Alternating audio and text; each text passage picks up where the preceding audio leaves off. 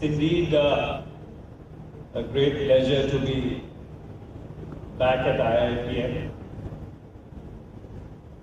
I recall distinctly, I came here for the first time, was it July last or August last, and I was indeed very impressed by the campus, by the quality of interaction which I had with the students.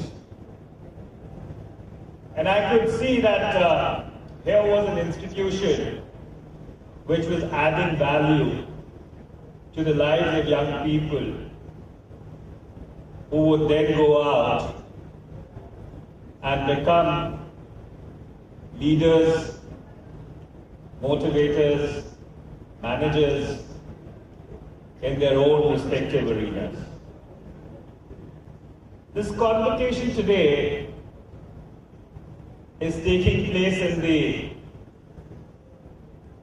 backdrop of possibly the worst economic crisis that the world ever witnessed after 1933.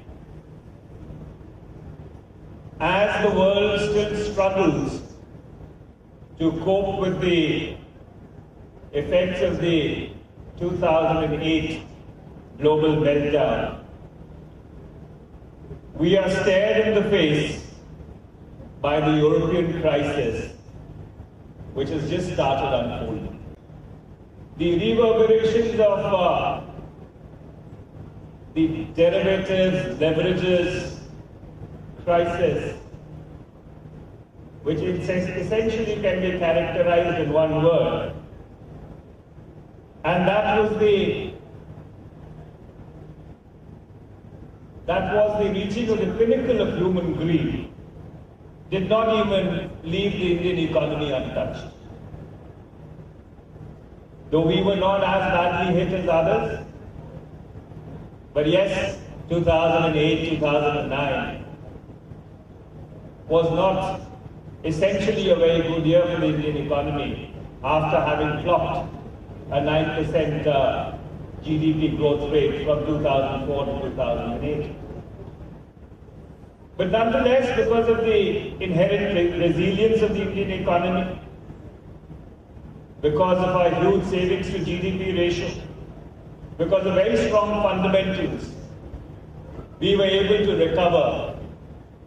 And not only recover, but in the process, stabilize our economy and also look at as to what are those structural changes that we need to bring about, so that if ever we are visited by a crisis of the same proportions, we do not even stumble to the little extent that we did in 2008, 2009.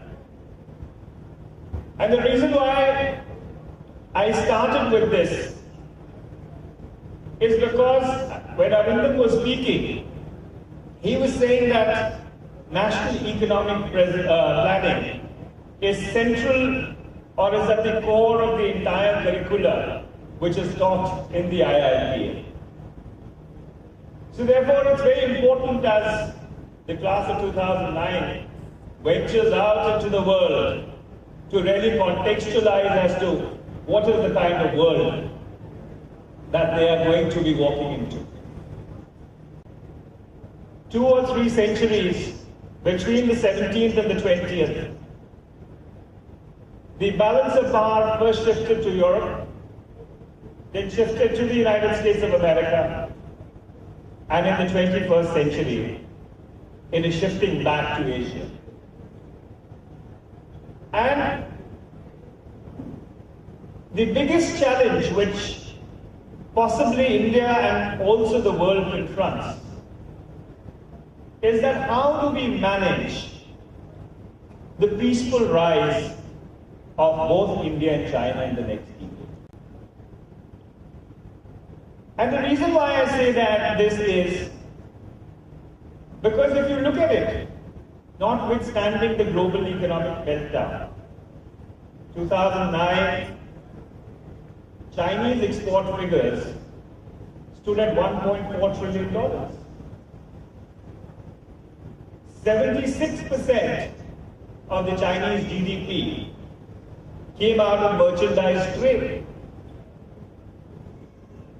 And we do not really come up the curve in that comparison because our merchandise trade stands at only about 27%. And that's why when you go out as managers, as leaders, and look at the bottom line of your companies, look at the strategic direction, the trajectory that your companies will take, never ever forget the big picture. And the big picture being that every small step that you take is going to be a giant step in the emergence of India as a power in its own right. It's the dynamic of the five Asian powers, United States, Russia, China, Japan, and India, which is going to shape the 21st century. And the cross for ensuring that India does not come out as a cropper, but India comes out at the top. The mantle, the baton, is on the generation that sits in front of us. It's your hard work, it's your perseverance, and more importantly, your vision, which is going to transform this country in the next decade or two to come. So while I congratulate you, while I wish you all success in life, I would only give you one talisman, that in whatever you do, please do keep this at the back and in the front of your mind, that your contribution is a contribution to India's greatness. Thank you very much.